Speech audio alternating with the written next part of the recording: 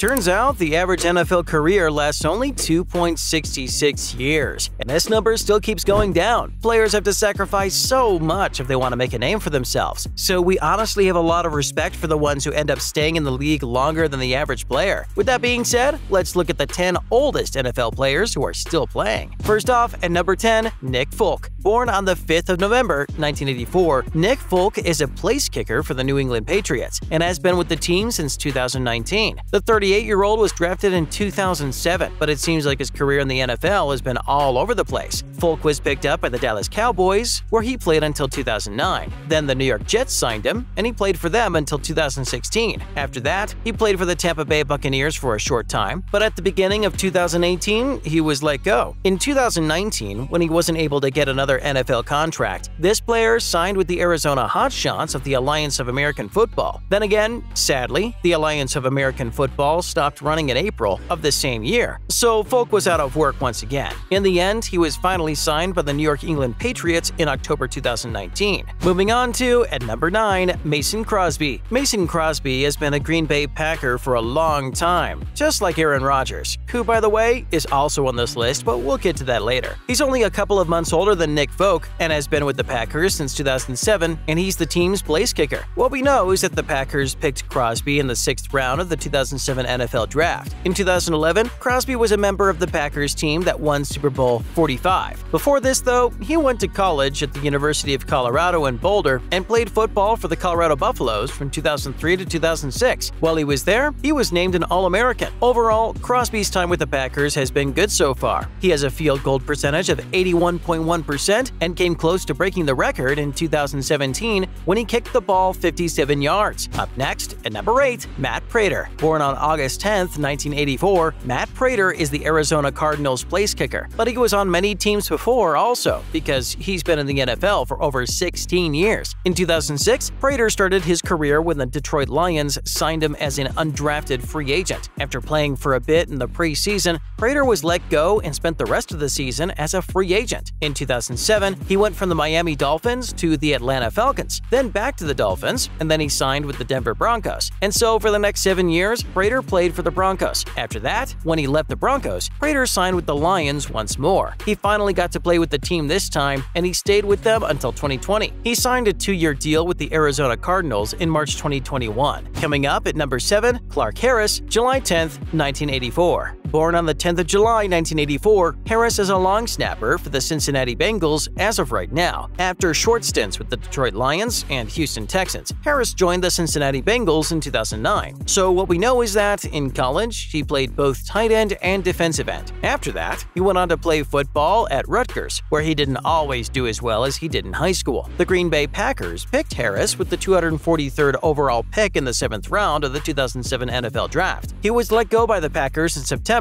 and the Lions picked him up the following month. He only played for the Lions for 1 season, and then, in the next year, he played for the Texans. For now, the 38-year-old has agreed to stay with the Bengals for another year in March 2022. Let's talk about, at number 6, Marcedes Lewis. Another NFL player who's in his late 30s is Marcedes Lewis. He's currently a Green Bay Packers tight end and first joined the team in 2018. Lewis was born and raised in California. He went to Long Beach Polytechnic High School, where he played football, and then later went to UCLA.